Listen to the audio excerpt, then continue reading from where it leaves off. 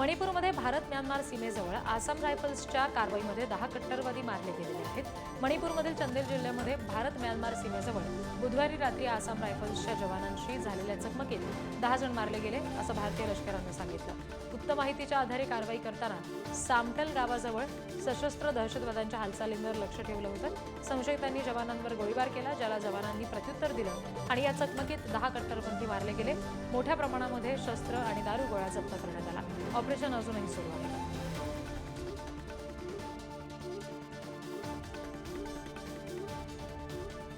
केंद्रीय संरक्षण मंत्री राजनाथ सिंह आज काश्मीर दौऱ्यावर आहेत। संवेदनशील सीमावर्ती भागातील जवानांचं मनोबल उंचावणं आणि ऑपरेशन सिंदूरच्या पार्श्वभूमीवर तयारीचा आढावा घेणं हा या दौऱ्याचा मुख्य उद्देश असल्याचं अधिकृत निवेदनात स्पष्ट केलेलं आहे। या दौऱ्यामध्ये राजनाथ सिंह नियंत्रण रेषेवरील घुसखोरी विरोधी यशस्वी कारवायांमध्ये सहभागी झालेल्या जवानांशी संवाद साधतील अशी शक्यता आहे। या भेटीमुळे सैन्य दलातील विश्वास वाढण्यास हातभार लागणार आहे, हा विश्वास व्यक्त केला जातोय।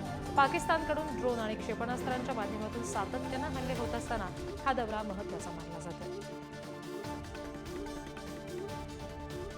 जम्मू आणि काश्मीरच्या त्राल भागामध्ये सुरक्षा दल आणि दहशतवाद्यांमध्ये चकमक झाली आहे। यामध्ये 4 दहशतवाद्यांना कंठस्नान घालण्यात भारतीय जवानांना यश आलं। मिळालेल्या माहितीनुसार विशेष माहितीवरून सुरक्षा दलांनी परिसरामध्ये शोध मोहीम सुरू केली असता दहशतवाद्यांनी गोळीबार सुरू केला आणि त्यावर जवानांनी प्रत्युत्तर दिलं। ही चकमक दक्षिण काश्मीरच्या पुलवामा जिल्ह्यातील असल्याची माहिती आहे। अजून किती दहशतवादी होते किंवा कोणी ठार झाले का याची अधिकृत माहिती मिळू शकलेली नाही। जम्मू आणि काश्मीरच्या रियासी जिल्ह्यामध्ये असलेल्या चिनाब नदीवरील बागलिहार या जलविद्युत प्रकल्पाचे सगळे दरवाजे बंद केले। दरम्यान पाणी मिळावं यासाठी पाकिस्तानकडून गयावया केली जाते। पाकिस्ताननं भारत सरकारला पत्र लिहून पाणी सोडण्याची मागणी केली। पाकिस्ताननं जलशक्ती मंत्रालयाला पत्र लिहिलेलं आहे। सिंधू करार स्थगितीच्या निर्णयाचा पुनर्विचार करा अशी मागणी त्यात केली आहे। भारतानं बागलिहार आणि सलाल धरणातून पाणी रोखल्यामुळे पाकिस्तानमधील शेती संकटात आहे। बलूच नेते मीर यार बलूच यांनी एक्सपोस्ट करून बलुचिस्तानच्या स्वातंत्र्याची घोषणा केली। बलुचिस्तान पाकिस्तानात नाही अशी पोस्ट मीर यार यांनी केली। पाकिस्तानच्या ताब्यात असलेल्या बलुचिस्तानातील बलूच लोक रस्त्यावर उतरलेत आणि हा त्यांचा राष्ट्रीय कौल आहे। बलुचिस्तान पाकिस्तान यापुढे एकत्र असणार नाही असं त्यांनी पोस्टमध्ये म्हटलंय।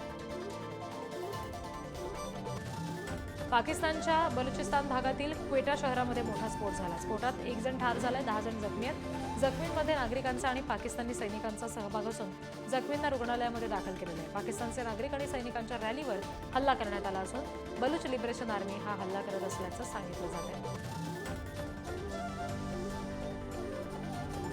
ऑपरेशन सिंदूरनंतर पाकिस्तानच्या किरणा हिल्स परिसरामध्ये अणुऊर्जा गळती झाल्याच्या अफवांवर आंतरराष्ट्रीय अणुऊर्जा संस्थेनं स्पष्टता दिली आहे। पाकिस्तानातील कोणत्याही अणुऊर्जा प्रकल्पातून गळती झाल्याचे संकेत नाहीत असं IAEAचे फ्रेडरिक डाहल यांनी स्पष्ट केलं। भारतीय वायुदलाचं संचालन महासंचालक एअर मार्शल AK भारती यांनी किरणा हिल्स किंवा अणुऊर्जा केंद्रांवर कोणताही हल्ला झाल्याचं नाकारलं होतं। परराष्ट्र मंत्रालयाचे प्रवक्ते रणधीर जयस्वाल यांनी सांगितलेलं आहे की भारताची कारवाई पारंपरिक स्वरूपाची होती आणि अणुघटनेचं वृत्त हे पूर्णपणे चुकीचं आहे।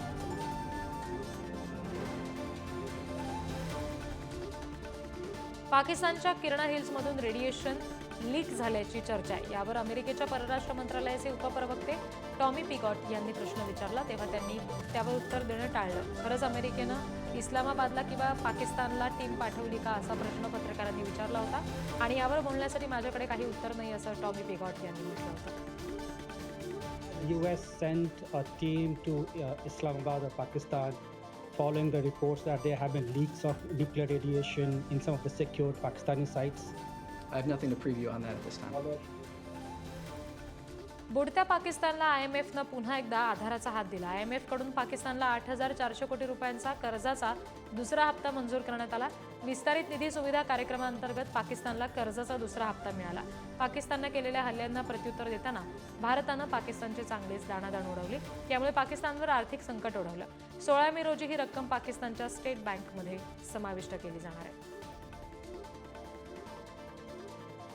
कुख्यात दहशतवादी मसूद अझहरच्या कुटुंबियांना पाकिस्तान सरकार चक्क 14 कोटी रुपये देणार आहे.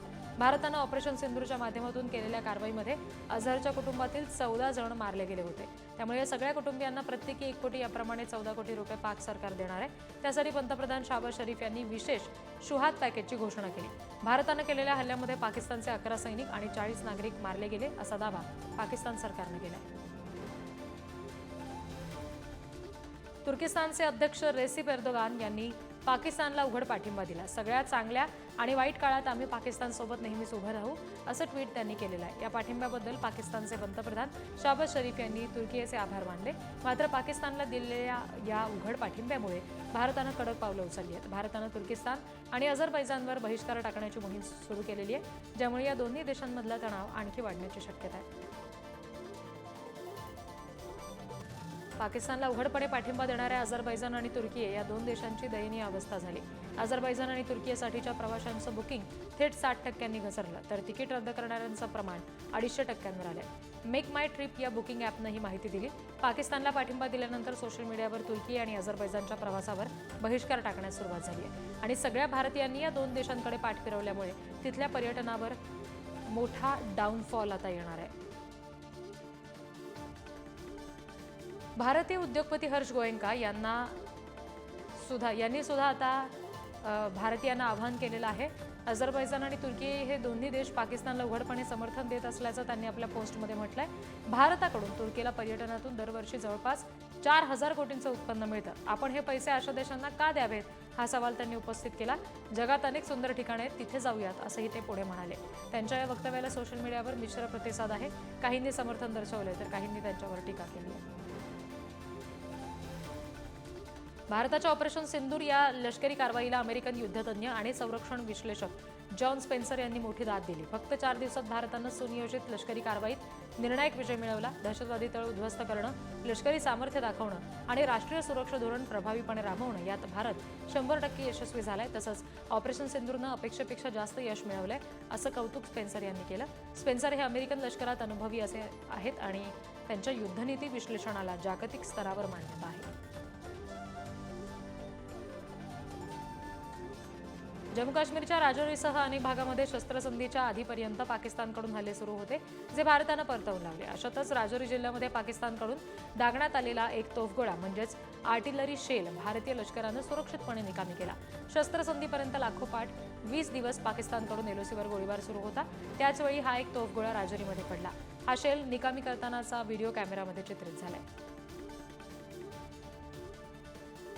काश्मीरमध्ये सुद्धा नियंत्रण रेषेच्या अगदी जवळ असलेल्या भारतीय शाळा वगळता इतर सर्व शाळा आजपासून पुन्हा सुरू झाल्यात. अधिकाऱ्यांनी याबाबतची माहिती दिली आहे. 7 मे रोजी ऑपरेशन सिंधूर नंतर पाकिस्ताननं तणाव वाढवला आणि त्यामुळे नागरी वस्त्यांमध्ये मोठ्या प्रमाणात तोफखाना आणि मोटरनं गोळीबार केल्यामुळे जवळपास 1 आठवड्यापासून शाळा आणि महाविद्यालय बंद होती. परिस्थिती आता नियंत्रणात आली आहे. त्यामुळे सीमा भागावर शांतता प्रस्थापित होत असल्यानं प्रशासनानं शाळा पुन्हा सुरू करण्याचा निर्णय घेतला. नियंत्रण रेषेजवळील शाळांबाबत परिस्थितीचा आढावा घेऊन लवकरच निर्णय घेऊ असं अधिकाऱ्यांनी सांगितलं. भारत आपली सुरक्षा कायम मजबूत करत आलाय. भारताला आता भार्गवास्त्र ही एक नवीन स्वदेशी काउंटर ड्रोन प्रणाली मिळालेली आहे.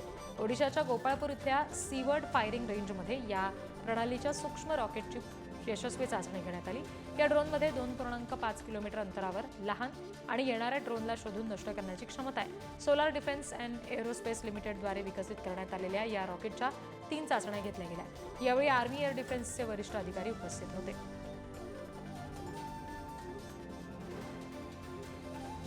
कर्नल सोफिया कुरेशींबाबत वादग्रस्त विधान करणारे भाजपचे मंत्री कुंवर विजय शाह यांच्यावर गुन्हा दाखल झालेला आहे. न्यायालयाच्या आदेशानंतर कारवाई करण्यात आली. या प्रकरणात आज हायकोर्टात सुनावणी आहे. सोफिया कुरेशी यांच्याबाबत वादग्रस्त वक्तव्य केल्यानंतर न्यायालयानेच शाह यांच्या विरोधात गुन्हा दाखल करण्याचे आदेश दिले होते. कर्नल सोफिया कुरेशी यांनी जेव्हा भारतानं पाकिस्तानवर कशी कारवाई केली, एअर स्ट्राईक आणि सर्जिकल स्ट्राईक करत कसं चोख उत्तर दिलं याची माहिती दिली होती. पण कुंवर विजय शाह यांनी त्यांच्याबाबत अपमानास्पद वक्तव्य केलं होतं. उत्तर प्रदेशातील लखनौमध्ये गुरुवारी पहाटे एक भीषण अपघात घडला. बिहारहून दिल्लीकडे जाणाऱ्या स्लीपर एसी बसला अचानक आग लागली.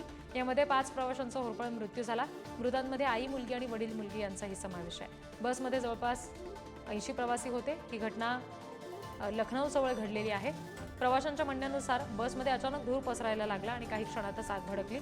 सगळीकडे भीतीचं वातावरण निर्माण झालं. गोंधळ उडाला. दुर्दैवानं बस चालक आणि कंडक्टर बस सोडून पळाले, त्यामुळे प्रवाशांना बाहेर पडण्यात अनेक अडचणी आल्या. स्थानिक नागरिकांनी पोलीस अग्निशमन दलाला माहिती दिली, तोपर्यंत बस पूर्णपणे जळाली होती. प्रशासनानं या घटनेची चौकशी सुरू केली आहे.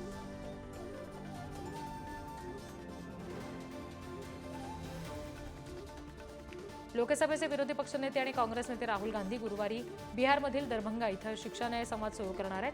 काँग्रेस नेते दरभंगासाठी त्यांच्या निवासस्थानाहून निघालेले आहेत आणि यावर्षी होणाऱ्या बिहार विधानसभा निवडणुकीपूर्वी ही घोषणा करण्यात आली आहे. राहुल गांधी शिक्षा न्याय संवाद घेऊन येत आहेत. आता विद्यार्थ्यांना वेळेवर पदवी मिळेल आणि सुरक्षित नोकऱ्या मिळतील, असं बिहार काँग्रेसनं स्पष्ट केलंय. बंगालच्या उपसागरात शक्ती नावाचं एक चक्रीवादळ तयार होण्याची शक्यता आहे, असा अंदाज हवामान खात्यानं वर्तवला.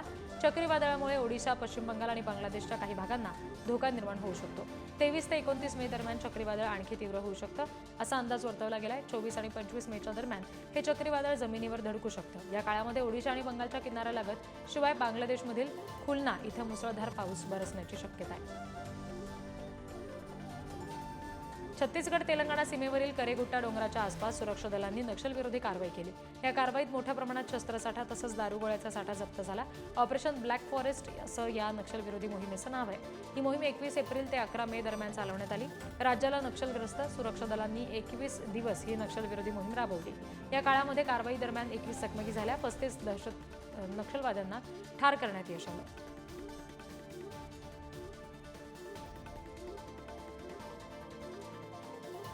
इंडिया सेमीकंडक्टर मिशन अंतर्गत भारतातील 6व्या सेमीकंडक्टर युनिटच्या स्थापनेला केंद्रीय मंत्रिमंडळानं मंजुरी दिली. याचं उत्पादन 2027 पासून सुरू केलं जाणार आहे.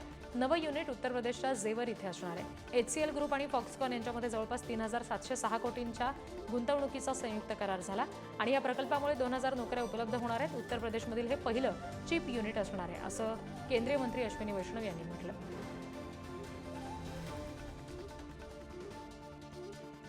केंद्रीय लोकसेवा आयोगाबाबत केंद्र सरकारनं मोठा निर्णय घेतला.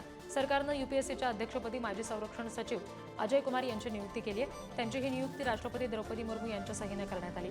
याबाबत केंद्र सरकारनं नियुक्तीची अधिसूचना जारी केली असून प्रशासकीय सेवेतील त्यांचा अनुभव आणि नेतृत्व याच्या आयोगाच्या कार्यालयाला मोठा फायदा होईल. अजय कुमार यांना 2.5 वर्षाचा कार्यकाळ मिळणार आहे आणि 2027 मध्ये कार्यकाळ संपेल. राजस्थानच्या बाळोत्रा जिल्ह्यातील पारेऊ गावामध्ये एका मिसाईलचे अवशेष सापडलेले आहेत. स्थानिकांनी मोठा स्फोट झाल्याचं सांगितलं. शस्त्रांचे अवशेष आढळल्याचं सुद्धा सांगितलं. जोधपूर रेंजचे IG विकास कुमार यांनी या हल्ल्याची पुष्टी केली आहे आणि सैन्य आणि हवाई दलाच्या जवानांनी तातडीनं तिथे परिसरामध्ये घेराव घातला.